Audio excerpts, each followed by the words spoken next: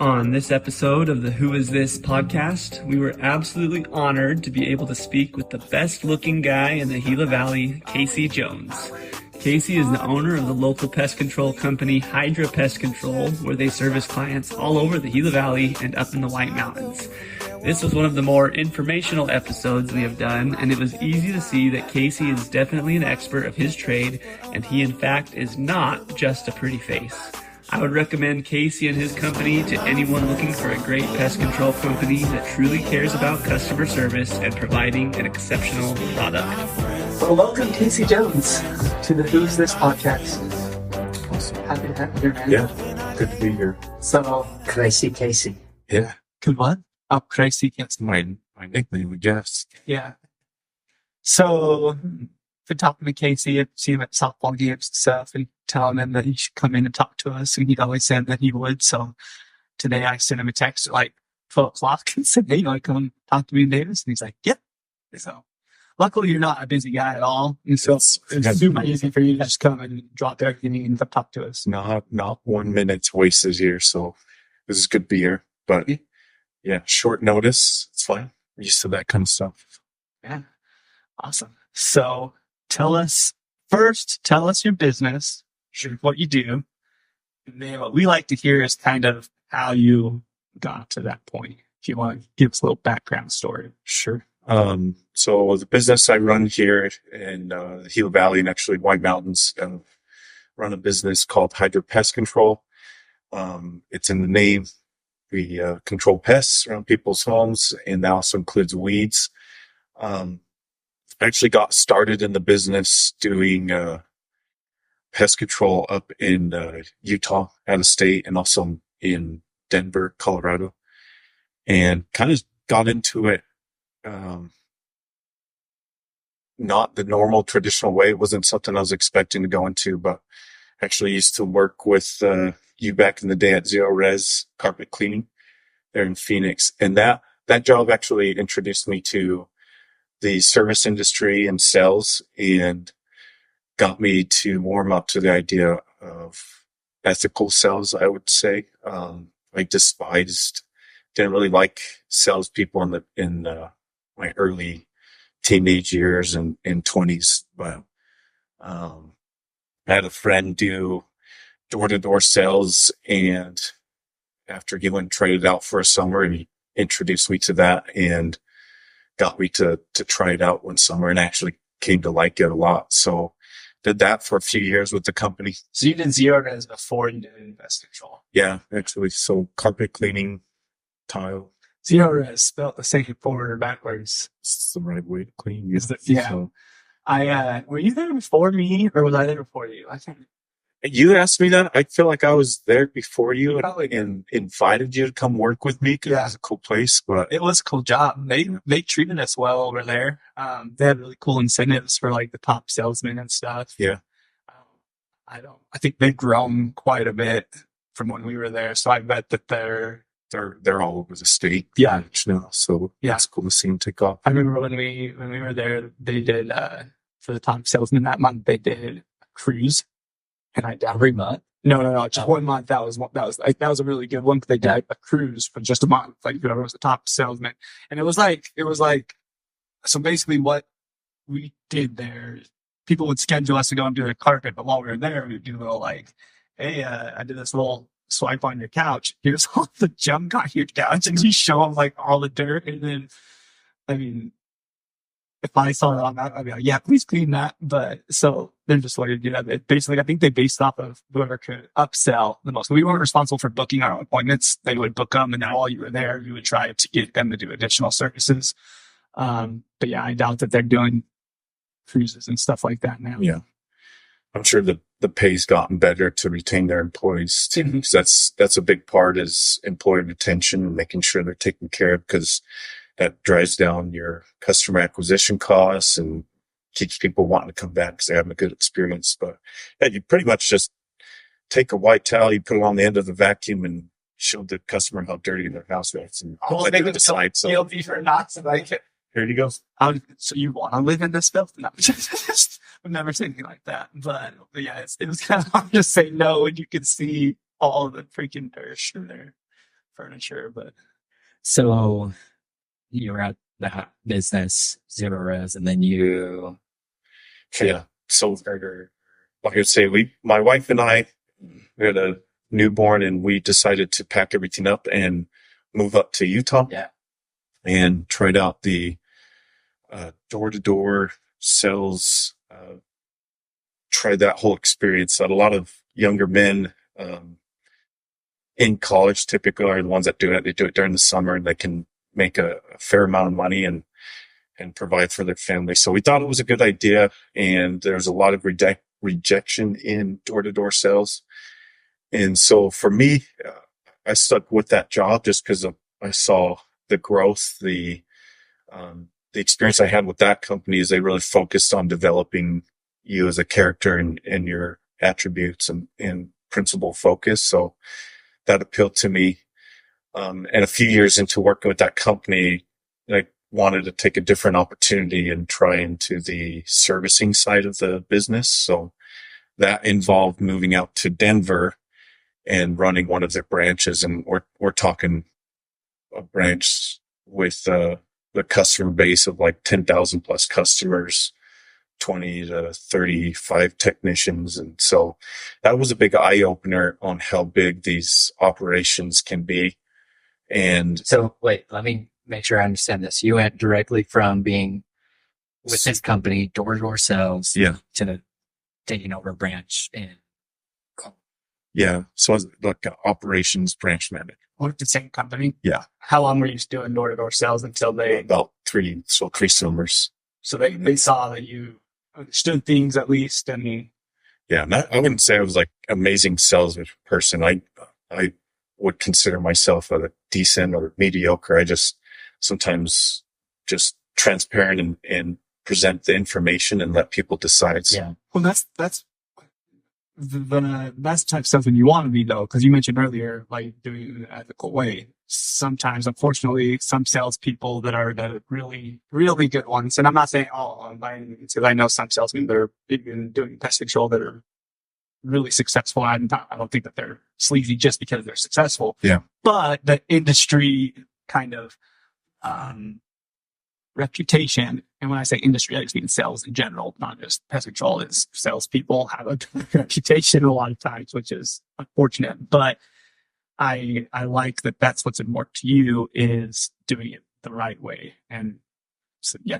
yeah, I think at the end of the day, especially in being like in a small community, I want to be able to go home at night and sleep and still have a clear conscience. And so, yeah, there is some persuasion and motivation in sales. Like you do need to still ask and be okay with uncomfortable situations. And, sometimes the follow up, you make sure that that's happening. But, at the end of the day, you also want to keep your name in the clear and make sure that people are being taken care of too. So Especially in a small town, and especially in a small town that you grew up in. yeah, People already know who you are. A lot of people already know who you were, but now you're Casey Jones and I'm doing this. You know, which, yeah. yeah, go to the baseball games and make sure people aren't calling you out too. So no, it's been a fun ride, but yeah, in Denver's, where I learned a lot on the technical side of things for pest control. And then, after spending some time in that position, I was invited to go to a different position with the same company. We went back to Utah and, held a position in their customer care department. And so all the calls were centralized in that one location, and they had about 8 or 9 locations nationwide. When you say in Denver, you were learning the technical side of the industry, are you saying you're learning about bugs and the pesticides that you're using? Yeah. So I'd call it the nerdy stuff. Yeah. The chemicals, like how the chemicals respond to certain pests. Yeah. Hopping in the bee suit to take care of wasp nests and learning the best strategy to take care of it. So, because that's one of the things. I've been a customer for a long time, and I've always wondered how freak does Casey know so much about bugs, and so that makes that makes sense. there's a guy I looked up to, and I remember specifically once I texted you a picture, just a random picture of some spider, and you were like, "Oh yeah, that's this." Dude, I had the same thing. I texted them one. It was after like a rainy, I don't know, it was like the middle of summer. I woke up one morning and there are all these like tiny, looks like gnats, like all over my ceiling. I like, what the heck? Like, I was like, that's like, what is going on? I texted them a picture of it and immediately like, this is what it is, and they'll go away. And anyways, we basically backed them up. But I thought we had some major problem. He's like, no, it's fine. I'm sure you thought we got those. I'm that day. I get so many random pictures and text messages. Sometimes I get blurry stuff, so I try my best. But yeah, I've got a database of stuff that just pops up seasonally and just ready for shooting back an answer and helping you guys. So yeah, it's kind of a normal thing for me. Probably you guys get the same thing about the process of buying your house too. So one we get is pictures of, hey man, Maury's just sending me this home warranty. Yeah. And I'm like, no, it specifically says this is not Matt Maury's. Like, that's just spam. But yeah, people, you're dealing with, we're dealing with a different type of pest. I fall asleep in that kind of stuff, but yeah, The best we have to deal with is scammers that try to get people's information after they close my house and different things like that. But anyways, that makes sense. So yeah, explains a lot. So sorry to keep interrupting, but so you went from Denver back to Utah with a customer care position. How long were you in Denver, and then how long were you back in Utah? I'd say both of those positions about a year. Yeah. Just over a year. So it's about 5 years in the industry. Correct. Yeah. 5 years. I was slaying bunks. We were with that company. They're a great company. We just, both my wife's family and my family were both from Arizona, and the distance we were away and how many kids we had, we just wanted to be closer to family. So,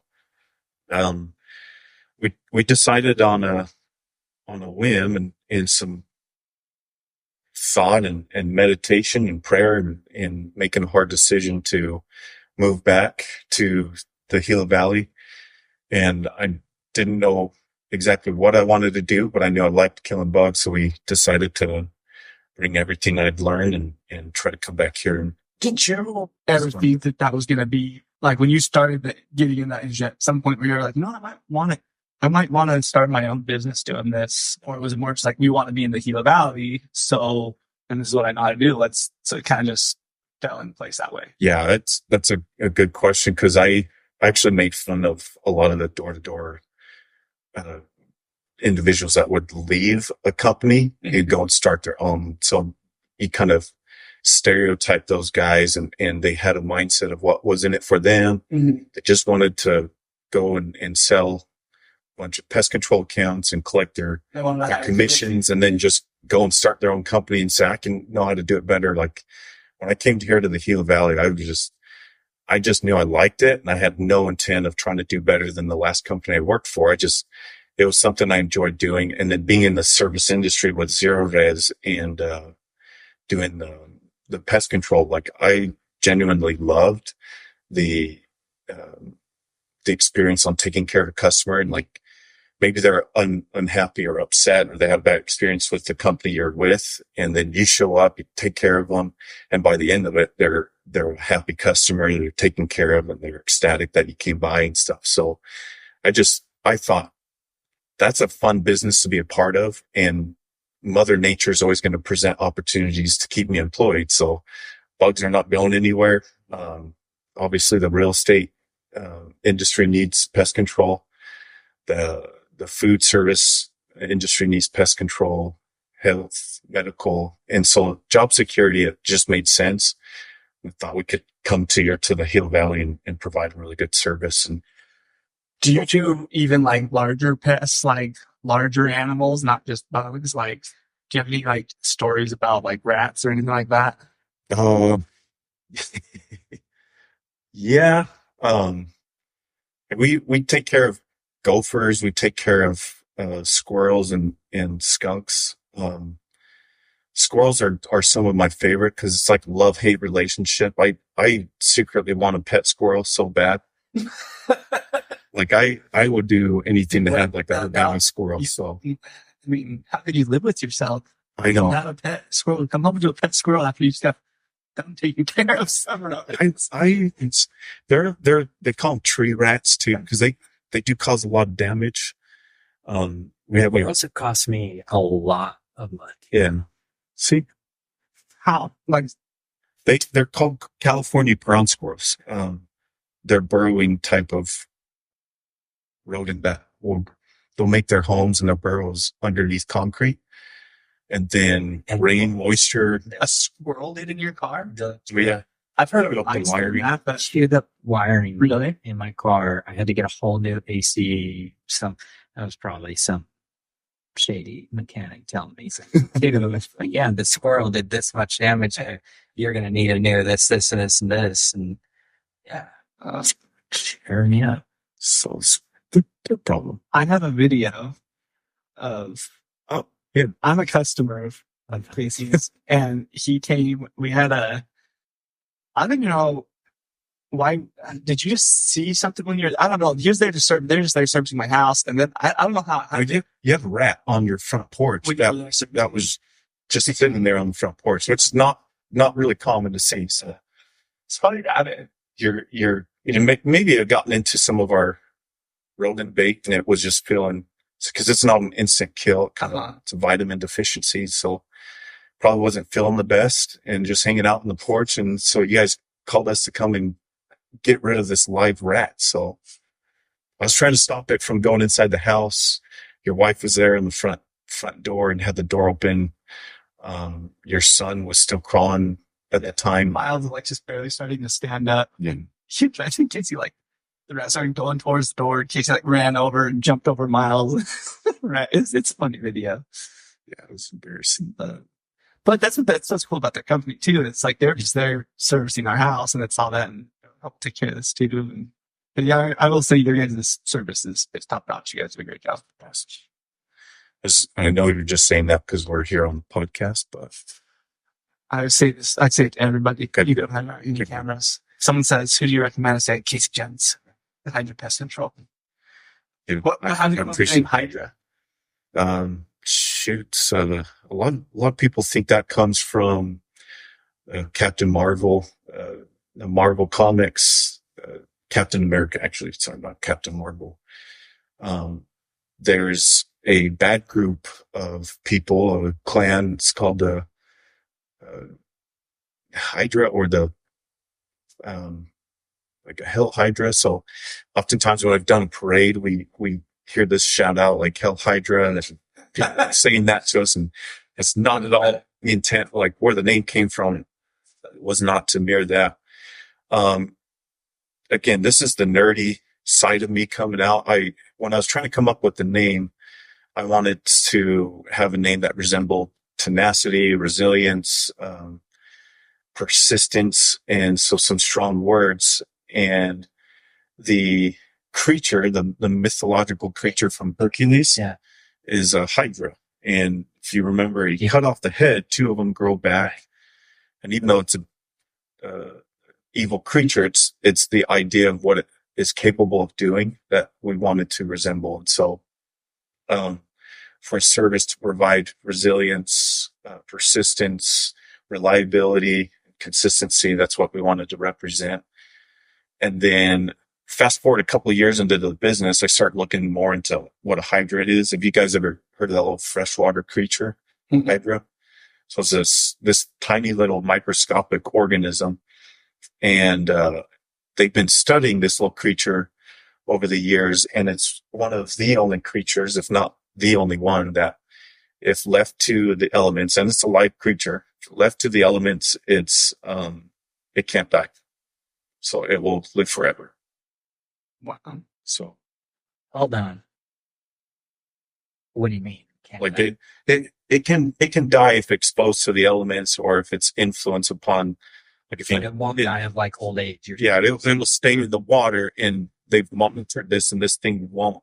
So like under perfect conditions, It has all the resources and everything. Yeah, it won't die.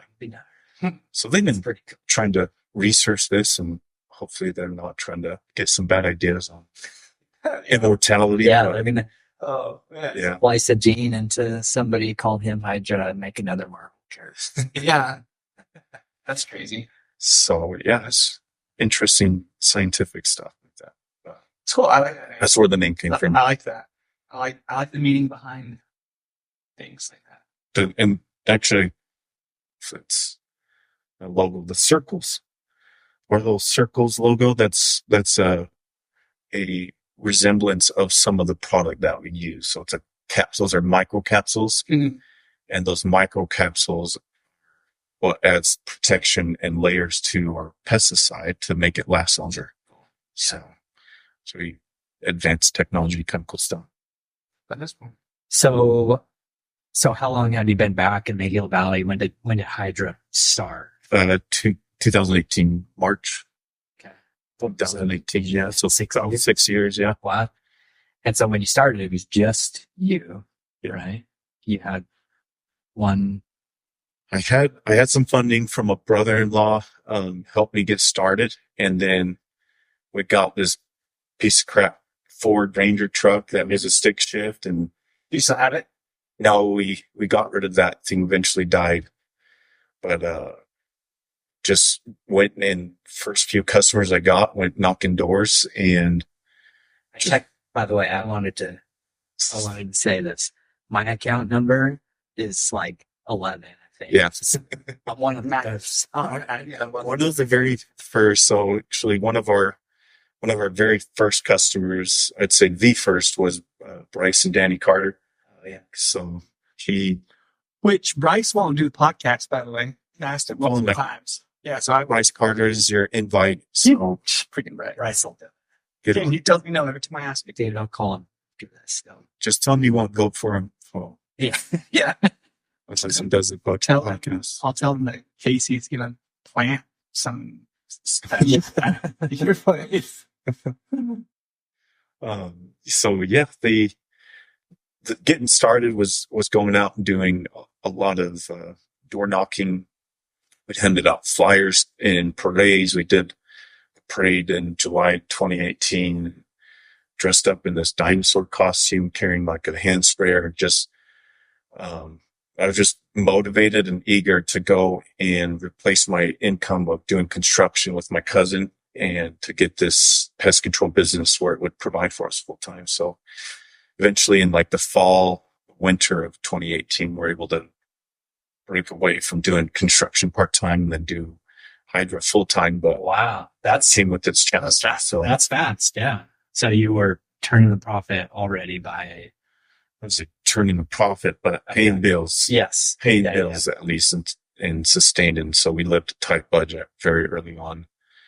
And it was tough. There's times like that truck that I was telling you about, and probably send you guys a picture. You can put it up. That truck, I was driving back from Clifton, doing a route, and the wheel and the axle just slipped right out of the differential. I remember that. She went rolling down the road, and I skid down to a stop. It was going about 55, 60 miles per hour. And so I was out of work for a couple of weeks till that thing got fixed, but it was kind of scary. So Yeah. it wasn't an easy start, but just fun little memories like that to look back on and make me grateful what we have today. Right.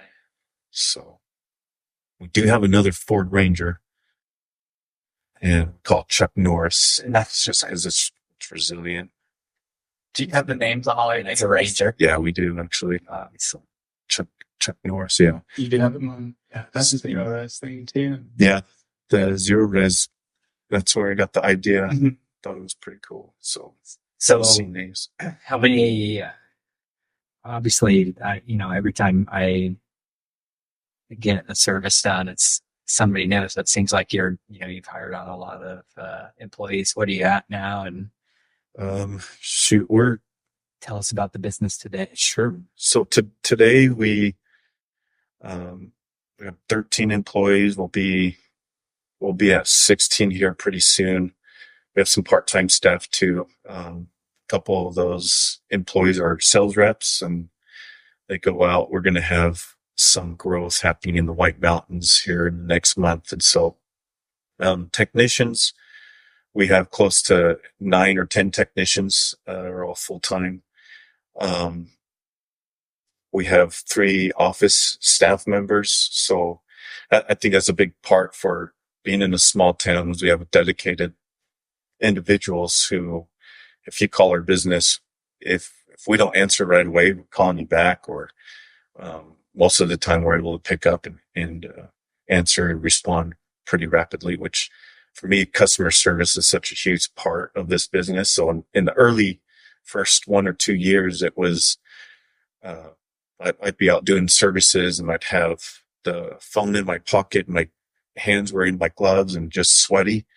And so I'd get a phone call, and I knew that the only way to grow the business here was just answer the phone. So I would throw my gloves off. I'd run back to my truck, and I'd just grab a piece of paper, an envelope, and talk to that customer and get their information. And then later that night, I'd go and set them up and put them on my calendar, and then just add to our customer base little by little like that too. But answering the phone is one piece of advice. Just answer the phone. Yeah. This it's funny. That's the smallest but biggest thing that's helped our business grow is responding and answering the phone. That's the biggest part of customer service. I mean, if you don't answer the phone, they'll call someone else. Yeah. And so you can't serve them if you're not talking to them. Just a quick example of that. I got a phone call on Saturday, and I'm building a house right now, and I was like, in the trust is doing something. And so as soon as I got down, I called this person right back. And they're like, oh, we called somebody else. And I started working with them. And anyway, luckily I was able to create a conversation with them, and they're using me now. But that was, it was 5 minutes that I didn't. That's one of the easiest ways to win someone over. Like I have a deal that I have under contract right now. They're buying a house, and the initial conversation, they called me at about 7:00 on Friday night, and they're like, "Oh, I was just going to leave a voicemail. Like, you on the top?" Like, no, I'm available. I can, I can talk. And throughout the whole time, I keep telling her, I'm available when you need me to be. Like, if I'm not asleep and you call me, I'll answer. And so that's one of the people appreciate that. So that type of customer service, it goes a long ways.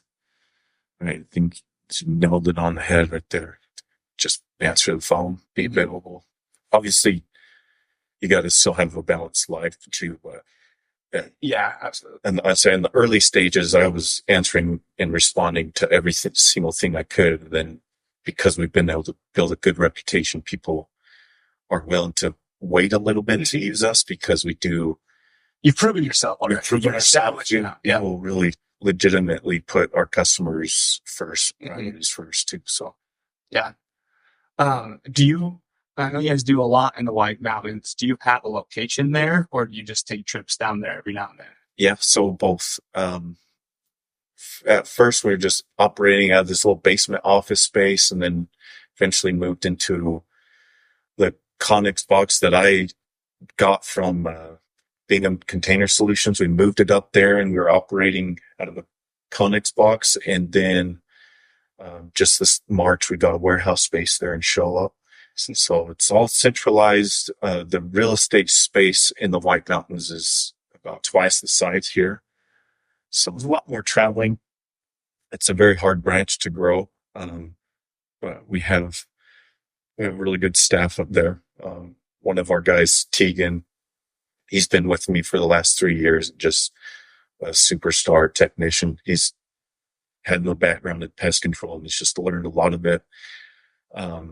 His own research, and a lot of it over the phone by me talking to him and teaching him through the phone. So I admire him for that. But we just added another employee that we're looking to do some acquisitions up there as well too. So it's growing. Does Becca work as well? Your wife? Yeah. So her job, and it's a lot harder than mine. She raises our 5 kids. So she does that full time. Okay. So she's not, I say that too about my wife all the time. She doesn't get paid for it. She works for the Okay. So she's not involved in that. She was, yeah. Early on, I'd say year 2.5, her sister was actually my customer service representative.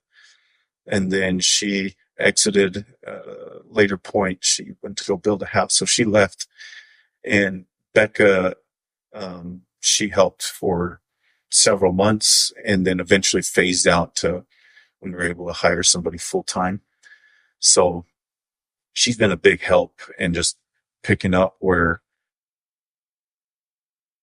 I was overwhelmed, didn't have time to call somebody back or to provide a quote or respond to an email. She was there helping out too. So thankfully she's able to be a full-time mom, but yeah, it took a lot of hard work to get there. I just, we had Weston Wilbank on a few weeks back. He just posted something on Facebook that I thought was really cool. Was talking about how having a supportive spouse is one of the most important things that you can have as a business owner. So I think, based on what you said about Becca, that's probably one of the reasons your business has been able to. Yeah. There's a lot of credit to Becca. So she keeps me accountable and she's awesome. Yeah. So White Mountains and Gila Valley, do you have your sights set on where, if any, any place where you'd want to expand next? Or yeah, we do right now. Our main focus is just to make White Mountains more robust and because there's a lot of good companies up there in the local area too. And honestly, we just want to be a very good option for the residents there. Big reason why we are in the White Mountains in the first place is Becca. She's also from that area up in Snowflake, and it's a growing area. It's a really cool place to be at too. You guys already know that, but our sites right now are just to make that the customers that we do bring on, we want to make sure they have a good experience and they provide organic growth for us too. There's some other locations down the road, but those are kind of a couple years. I'm sure the White Mountains have different pests than down here. Like, are you using like the same products? And you have like special products up there that you're not using down here? Like, does that add to the challenge? Yeah, that is a good question. I'd say White Mountains are actually very similar to my time in Colorado. The harsh winter environments creates a lot more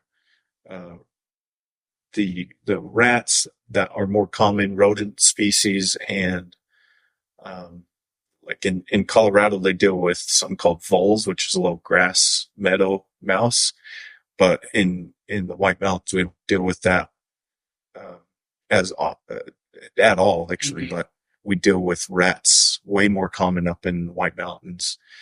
And squirrels and raccoons and skunks are more common and prevalent, and bats as well.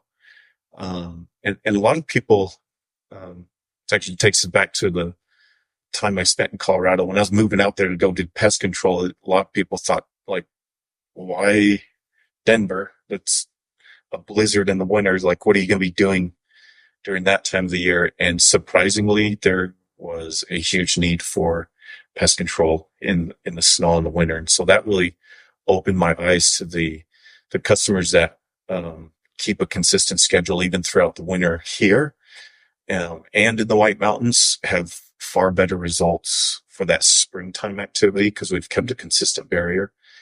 And it just seems hard for a lot of people to justify paying for that. But I've been around long enough to see that data really supports a better overall service for the winter service. But it's slightly different, a little bit. The pests, I would say, are more hidden. They resort to the crawl space. There's a lot more crawl spaces there too. Yeah. So we switched things up a little bit, but it's not too different than our service that we offer here. So you mentioned you have some sales reps now. Is that where you have them focusing? Is up there? Yeah. So they and they're I'm really picky. I don't like to replicate and do what I've done in door-to-door sales. I think it was just grabbing bud and throwing it at the wall. And if you could sell, just use whatever technique you could. But these guys, they've been doing it for years, and they recognize the Hydra brand. They're actually from the Thatcher area. So for them, it's making sure they're providing something honest, ethical, and presenting a service that meets their needs too. So I'm super pumped for them. They're excited to go. You haven't always had sales reps, right? Like you've like are they active? Like or is that something that's kind of they sell for another company during the peak season of the summer. So they work for somebody else. And so they're going to be going up to the White Mountains for like a month or so. So it's not a full-time gig for them. And really, I don't think small towns really need to have a sales rep full-time. I think we've done a pretty decent job at branding our business, where most of our growth comes organically. Which I think is the best way to grow. Yeah. So there's only so many doors you can knock on, and before you run out of doors, especially somewhere like here.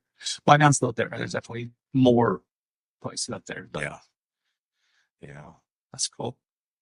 Something I was going to ask. It always, like, thinking about starting my own business scares the crap out of me, because it's one thing being commission based. You're still working for someone. They're taking on all the risk. But when you're starting your own business, you're commission based essentially. Yeah. And you're taking all the risks. Like it either works or it doesn't. There's not long runway, I guess. So do you have having done that and being successful with it, is there anything that you learned or any mistakes that you made that you could share if there's anybody out there thinking about trying to start their own business, and not just specifically pest control, but just starting a business in general? I think one of the biggest factors to consider when you are wanting to start your own business is to begin with the end in mind. And what I mean by that is, when I started Hydra Pest Control, I tried to envision what it was going to look like 5 years down the road and 10 years down the road. So a lot of my decisions very early on were influenced by what I was trying to create from it. So, for example, in our industry, we do get a lot of entrepreneurs that start with the end goal of wanting to sell to a larger company, for the earnings on that. And that's totally fine and reasonable to do. For me, I was looking to create a business that I could have stick around and possibly hand off to my kids, or if they want to take it on, or to make sure it's actually a business that provides jobs for the community.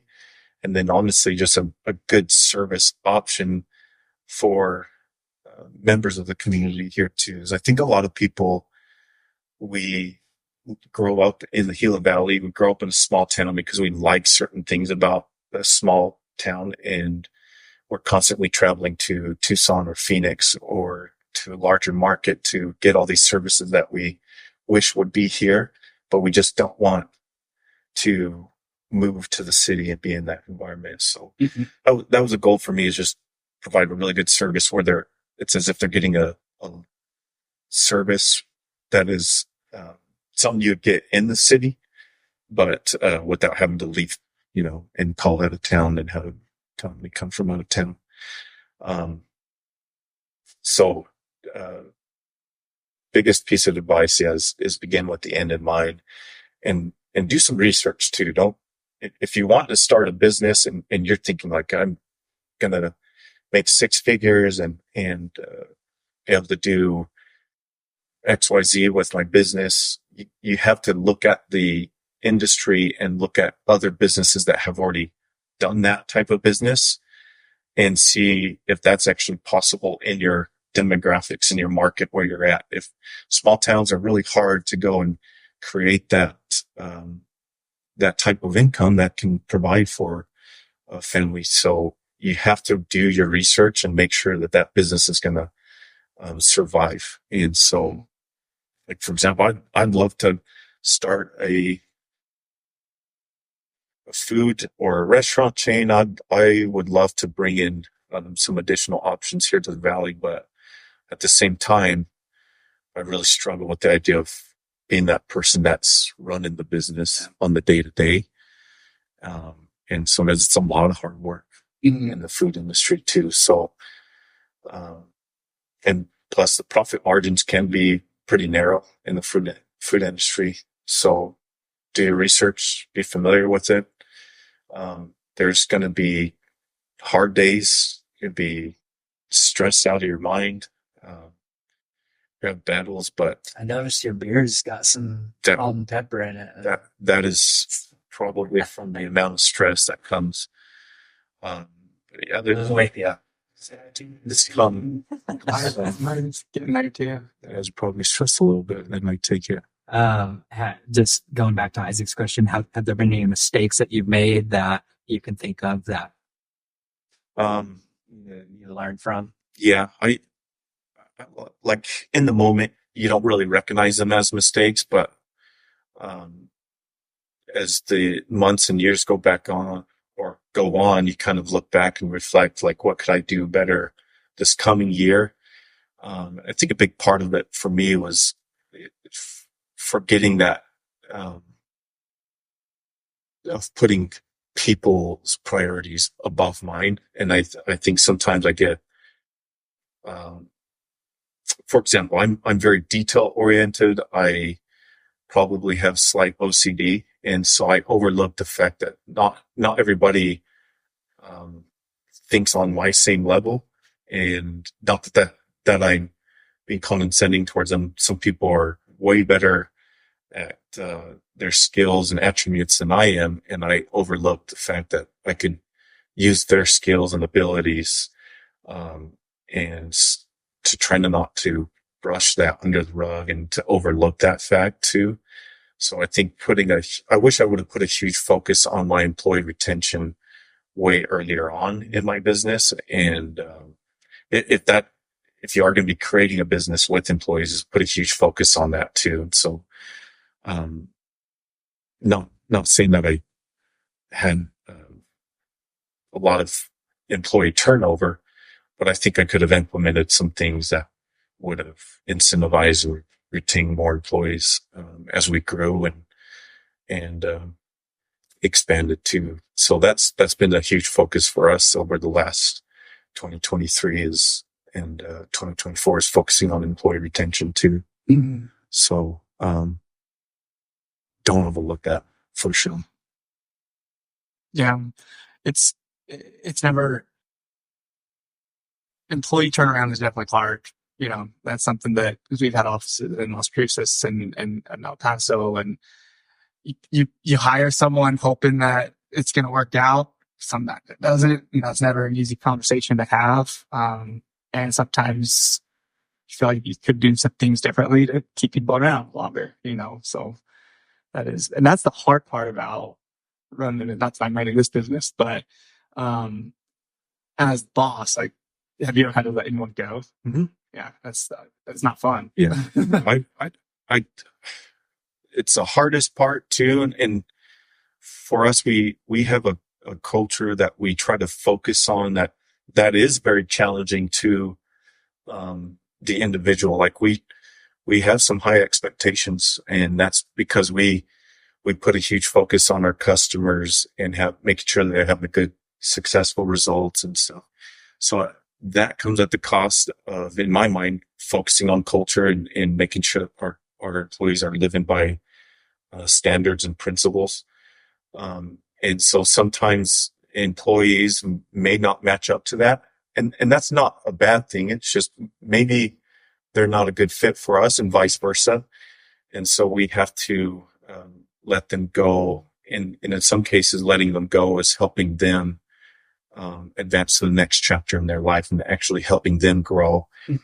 And shoot, sometimes they end up being better off. Mm-hmm. And that's okay. Like, so I always try to have these employees, even if it is a short-term interest, come in and leave better than when they came in too. Mm-hmm. But, I wouldn't say we're perfect by any means, but I think that's been a huge thing that's helped us, is having a culture focus as well too. So I've had to be involved in some of those types of decisions before, and it's in a lot, I mean, not a lot of times, but when sometimes it's someone that I genuinely like I really, really, really like, really love this person. So it's hard, like, how can we do this to them? But then if you turn around and think of it as the company in a whole, there's certain circumstances where keeping that person around might not be in the better good of the other employees too. So that is it's a very interesting and difficult dynamic to be involved in, because you kind of pulled two different ways sometimes, and it's never a fun conversation. Yeah.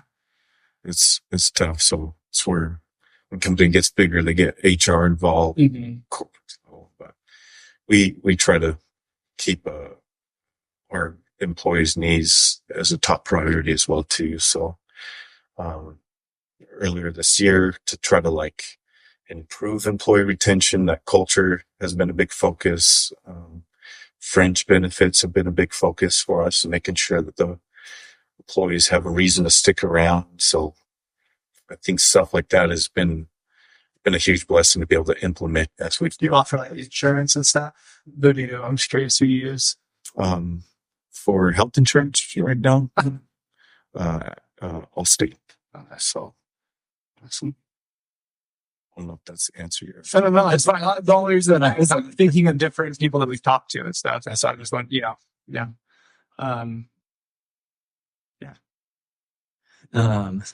One thing that I've been like really impressed with is whenever I get a call from the text. Also, I was going to say I'm probably the worst customer like responding. They probably complain about me all the time. They'll text me and be like, "Hey, I'm going to be here on this date," and then they'll text me the day of, "Hey, I'm going to be there in 30 minutes." And I rarely text back. I just expect them to show up. So let employees know if I'm on their calendar. Is that your protocol? Is if they don't get a response, just on the appointment? Yeah, that comes from a technical reason behind that. So they're doing a great job. I don't have any complaints. You're the type of customer we actually enjoyed. Like, you really don't have to let us know. Our thing is the product that we spray, products that our industry sprays, does have an expiration date. Yeah. Depending on what type of product or where we apply it or how it's applied, it will eventually expire. And that's by design. So most commonly, a lot of our customers will have us come every other month or every 90 days or quarterly. And some customers you just show up, you do your job. I don't want to be notified, but as a courtesy, we still will notify you. Mm-hmm. And then depending on the industry, we do need to notify that customer of a notice of application, because we are spraying chemicals. So we need to notify that customer. But we are still going to try to do that because we're trying to reactivate a product that's about to expire. And our thing is consistency in application minimizes the overall activity around the home, the structure. So if you don't respond, we're still coming to put down the product. Yeah. That's and unless you say like, please don't come or don't. I'm also like where I'm just cancel. Don't even text me. Just go and do your thing and charge my car. What about, is your wife, does she want to be notified or what? She is notified. So I think she told me we can turn yours off too. So. Oh no, I'm kidding. I appreciate it. Because we do have customers that on their account don't call, don't text, just go and do it. So stuff like that. So we're not going in the house every time. By request, it's not needed every time. A lot of customers religiously will have it treated inside every time. That's okay. The products on the inside that we use will generally last anywhere from 6 to 9 months. So sometimes we're spraying product on top of product, but we usually recommend if you're seeing live, consistent activity, let's get the inside done. But generally speaking, 1 to 2 times a year is sufficient. So that's your call. We're not going to talk you out of it. I live in the middle of the desert and I get a lot of stuff. So I'm like putting it all down, man. Just spraying everywhere. I'm on a quarterly schedule and I have a couple rentals. And so I'm like, I feel like that's a courtesy that I provide to my renters. That they know, like, I'm not just a landlord that doesn't care about it, the property. It's something that's constantly being taken care of, and part of that being taken care of is pest controls being done. Yeah. So they know that. I think both of you guys are landlords. One thing I would suggest is just making sure that, I think I've talked to you about this before, but language about bed bugs and German roaches. When that issue does pop up, if it ever does, who's responsible? Those are typically pests though that can be introduced by the tenant. So you just want to make sure you have your bases covered. When you're setting right expectations early on, it minimizes the chances for your customer to be upset at you in the first place too. Yeah. Communication, so those are things that can pop up unexpectedly. Do you ever you see in extreme cases where like the tenants are on the whole house? So yeah, expensive. I've seen structures like the gas station in Thatcher, little tiny gas station next to Lee's. That one was tented not too long ago for drywood termites. And we did the initial inspection on that one, and the building's old. There's just too much damage and too much evidence of termites that we try to get another company involved. So tenting is, when that's done for termites. Yeah. And you have to be specialty licensed in the state of Arizona to do it. There's, I want to say, less than 10 companies, maybe even less than 5 that are licensed. They're using a gas called Viking gas, and that's deadly. Mm-hmm. Lots of liability involved. And so, like our company, we looked into it. We can't even get licensed for that. So, we have some alternative treatments. We try to offer that in place of, but sometimes the cost of our alternative treatment might match up to what a tent treatment costs.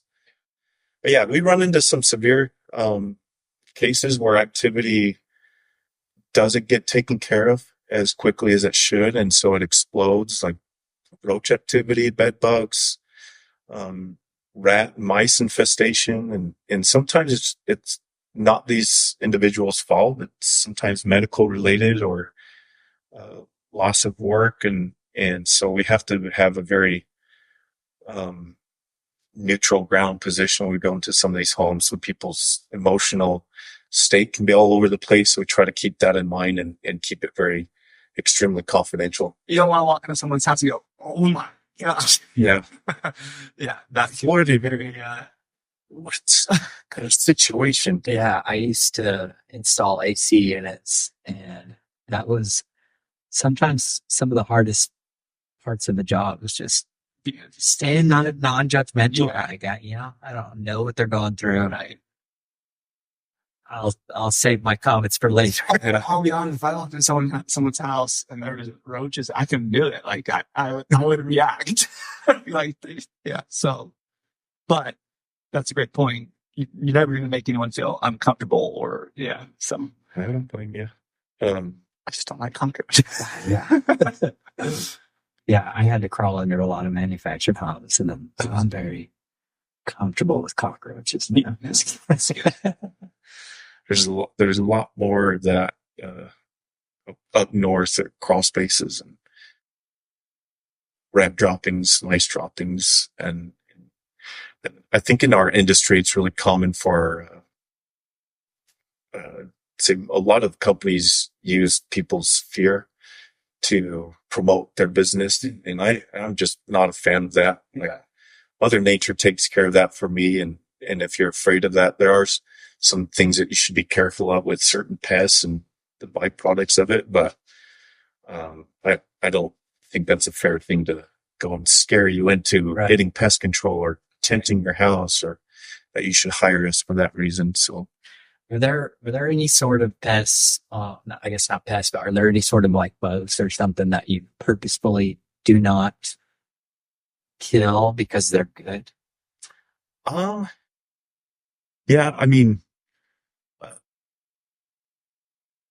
we get praying mantis. Those are carnivores. They'll eat other insects that you don't want to have around. They'll eat spiders. They just I wouldn't suggest relying on those predatory insects. So praying mantis are those, the sun spiders. If you guys seen those camel spiders. I have those all over. No, they eat squirts. So yeah, those things are harmless. They just have these big, They're freaking creepy looking. yeah, So don't kill those. they're scary. They'll come after you and try to attack you, but they'll actually go after other insects and So better to have those than scorpions.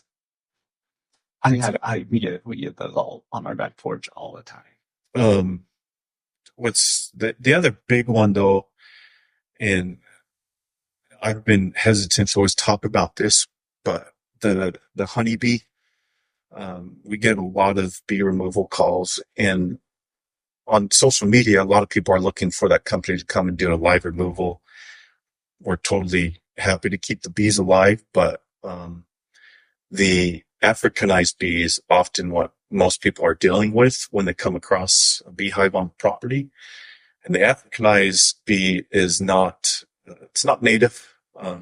It's been introduced into and eventually coming up into several other different states. That's not the bee you want to have around. They use migrate. They have a swarm that they'll stay there for a little bit, but then they move on. Yeah. It's not like they don't have hives. They do have a hive. It's just that hive reaches a maturity level where it separates and creates a new queen and goes and looks and establishes a new hive. So, they produce honey. Yeah.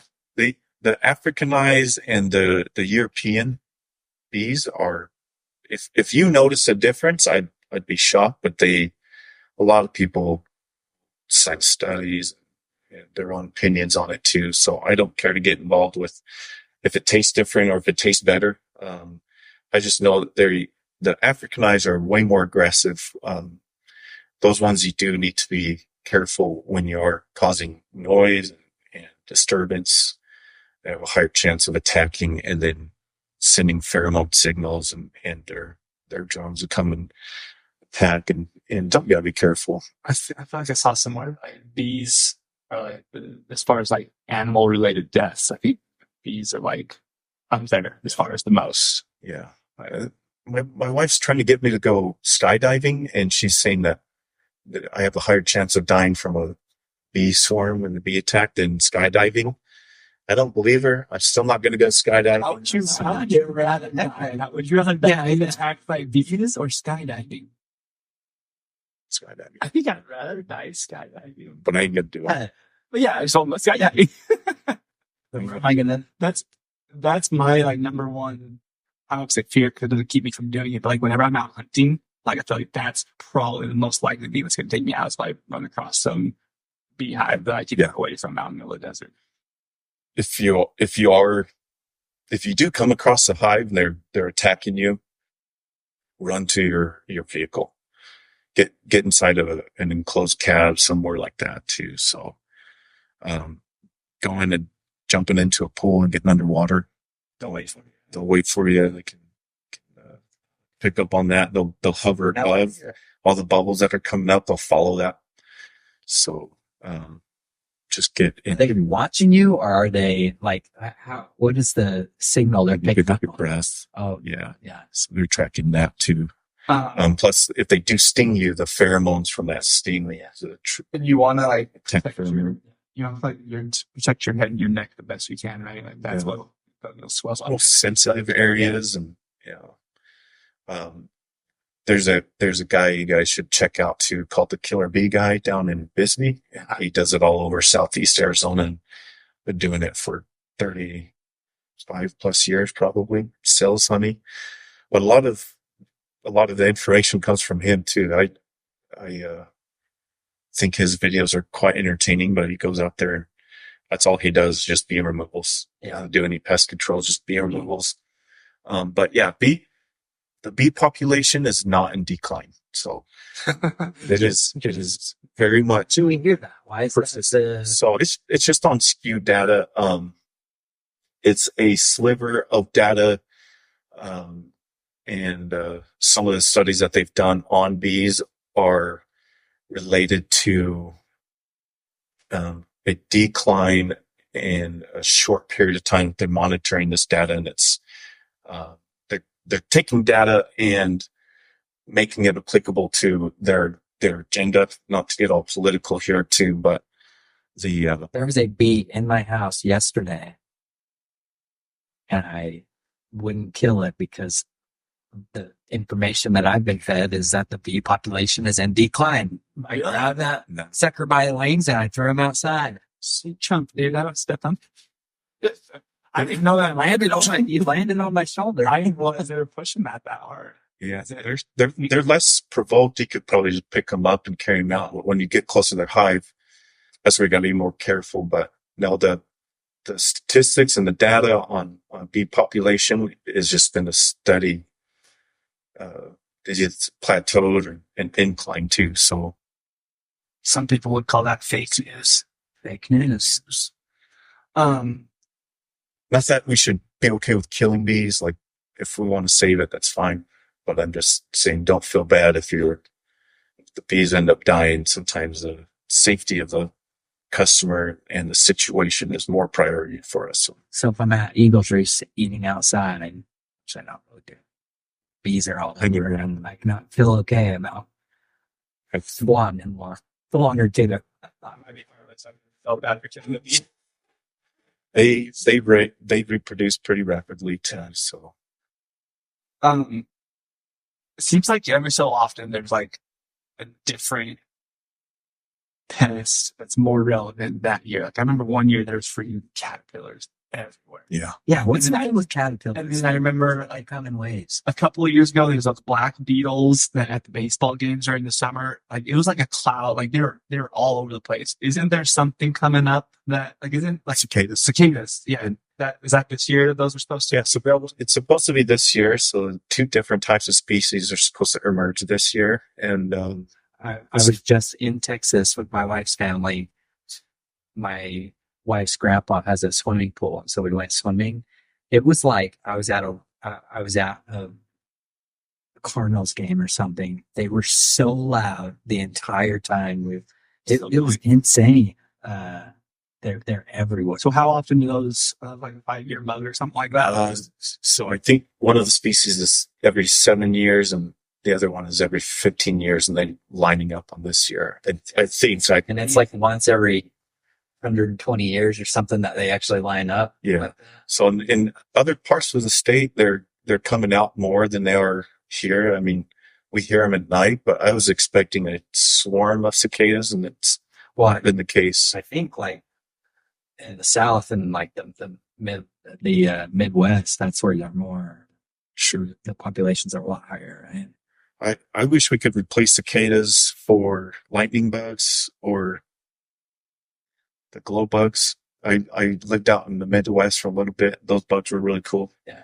So at night you just see these little glowing insects flying around. But other pests that have been really common the last several years, the chinch bugs. Those ones they come from eating dead vegetation, organic debris, and they just show up in swarms, and they're here for a few weeks and then they're gone. So those kind of came around a little bit this year. The caterpillars, I think, was the first year we were in business. Yeah. They were really bad. So to answer your question, I don't know.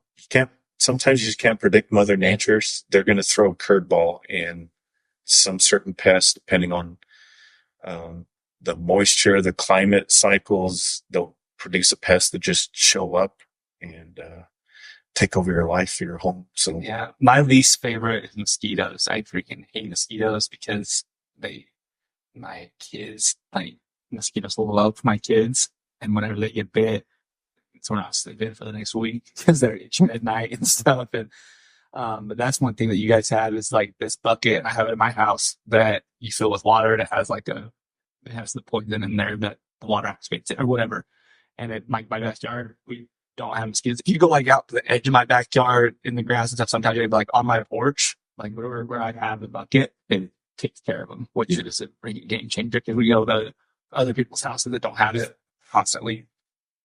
smacking mosquitoes. And I know the bucket that you're talking about, it's a good one. It's worked in several homes. In some places I think depending on your setting and environment, like the buckets, it's a suppression device. So,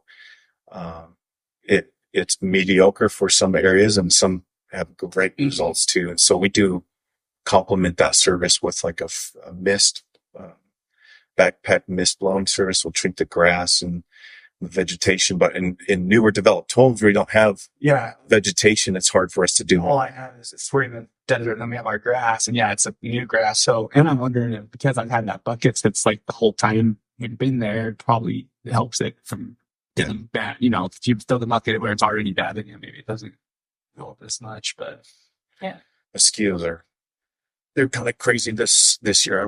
They're going to get worse too with the rainfall that we've been having. So that really influences. I mean, I look at the rain to me and I'm like, oh, dang it. It makes it harder for us to do our job, and it increases the call volume. But at the same time, it also is job security. Like I love getting the call to go out and help out people and kill some scorpions, kill some ants that are popping up too. So do you guys do anything for rattlesnakes?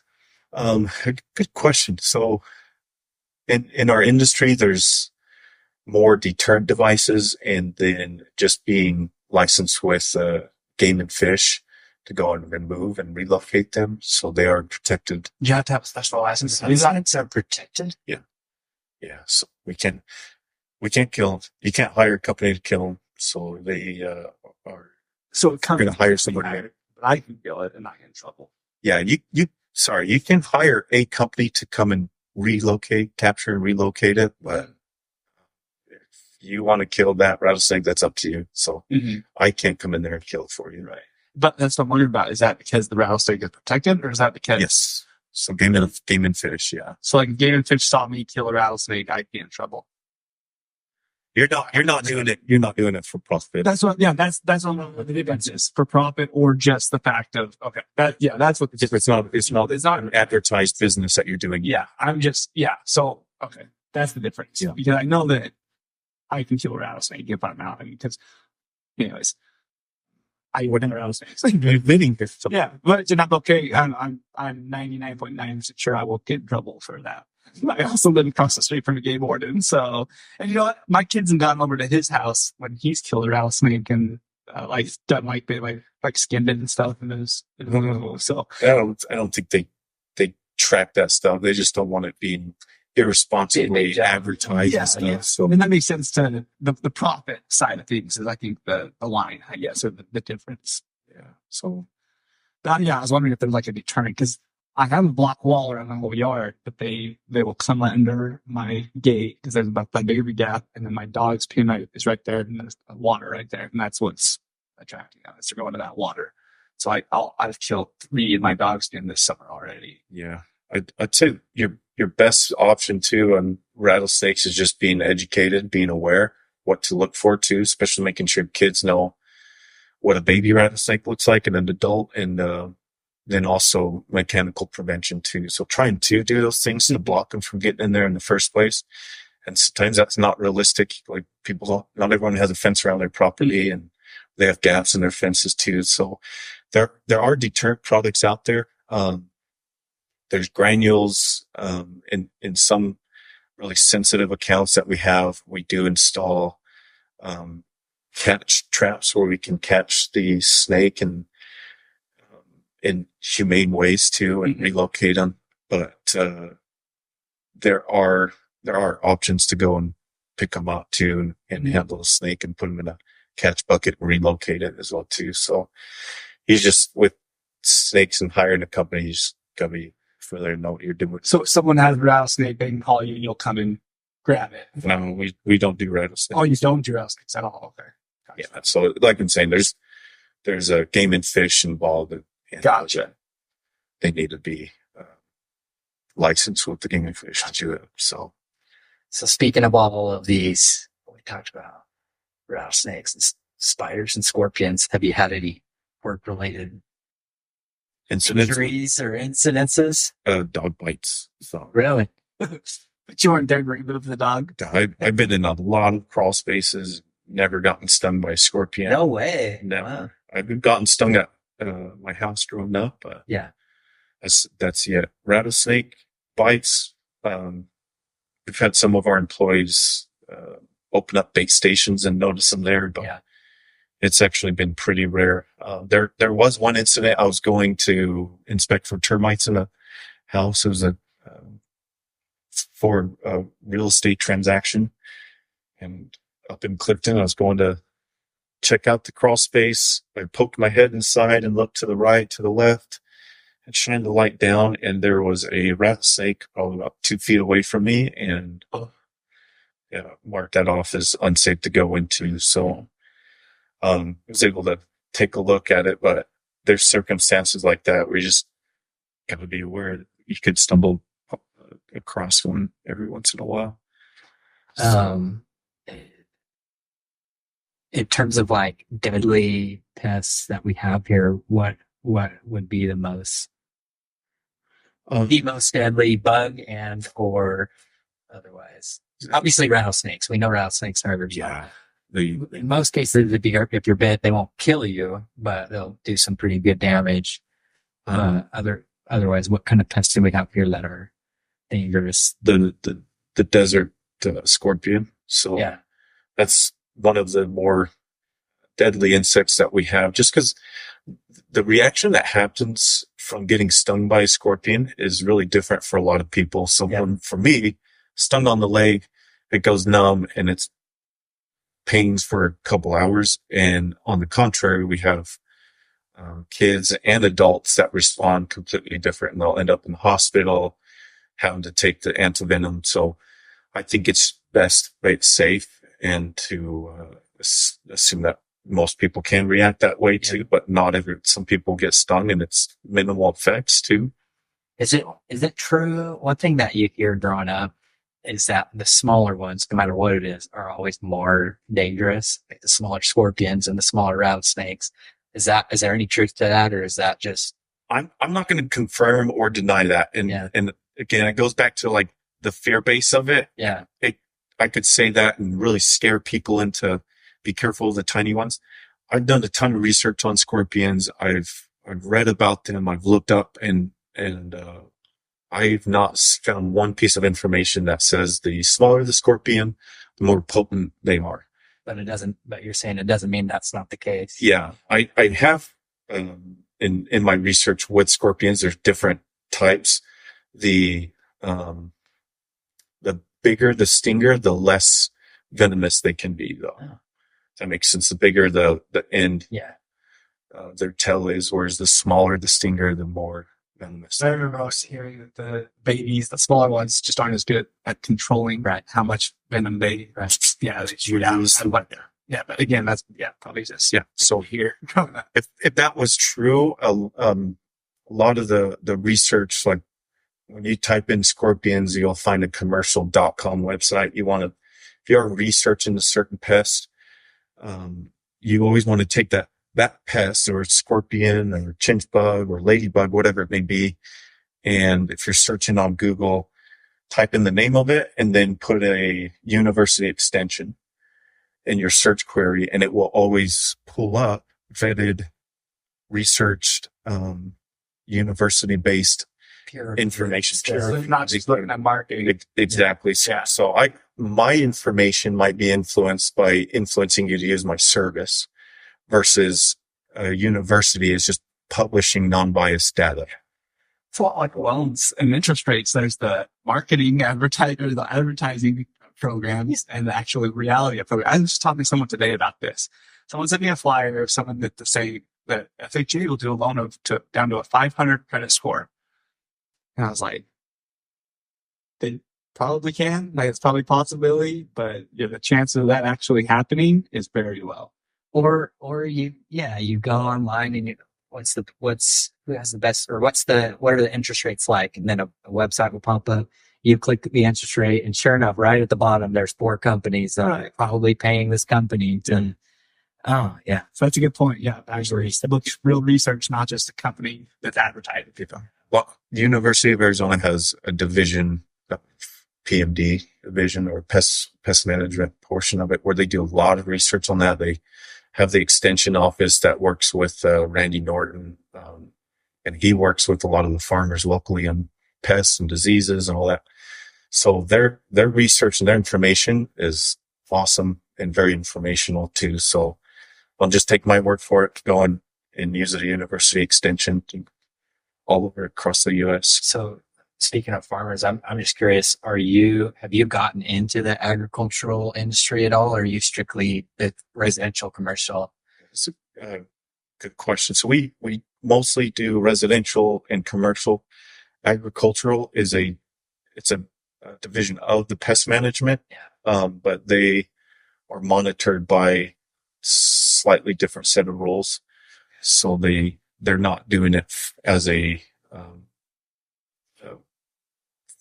like they're doing it for their farm, not for other people's farms. They're not being hired out. Does that make sense? So they are licensed. They have some of the same rules, but they're not doing it to go and service other farms or stuff like that. So they do follow restriction and guidelines, products and labels and all that kind of stuff.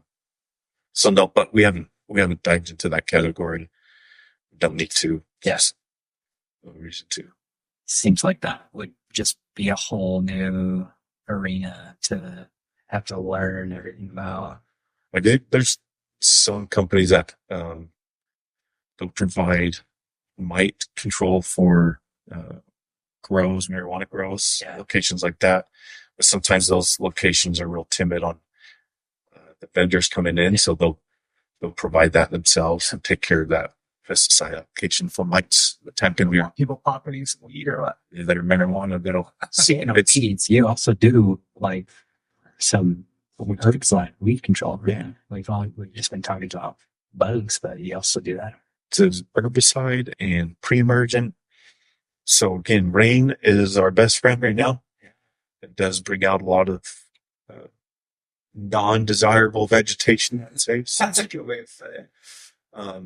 We can be hired out to do a big broadcast spray to kill current weeds and suppress weeds. And it's a big deal too. Is you can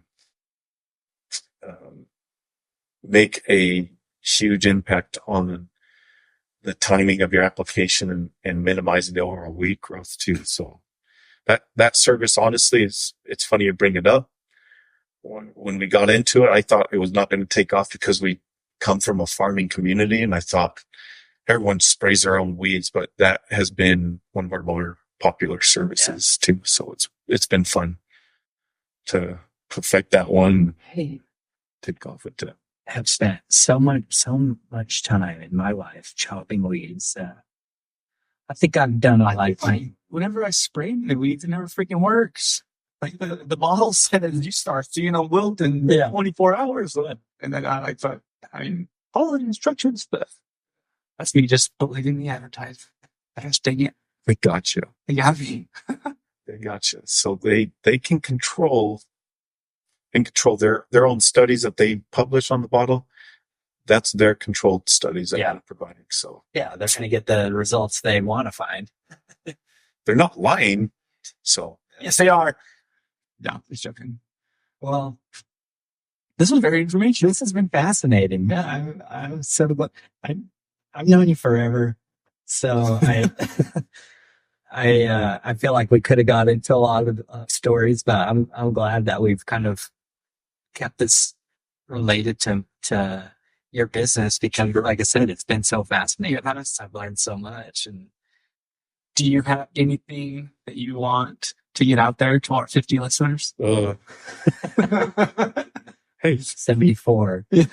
Sorry. You got to start somewhere. I think consistency is the key. So you guys are doing good at that part. Yeah, you'll be. I don't know if I'll have much audience attraction here. Would have been like an hour long here. So hopefully somebody learned something. Maybe that one person, but if not, it was enjoyable to be here, and you guys really challenged my knowledge here to make sure I knew what I was talking about. Well, listen, even if you didn't, people leave here. So, your presentation is fantastic. Yeah. Cool. Well, thanks for coming and talking to us, Casey. It's been good. Thanks for taking the time and having me. Thank you. I appreciate how you're busy. So it's just been a real treat for Right. I hear your guys' phone going off and mine's been buzzing. So Yeah. Let's get back to work. Yeah. All right. Appreciate it. Like Gucci.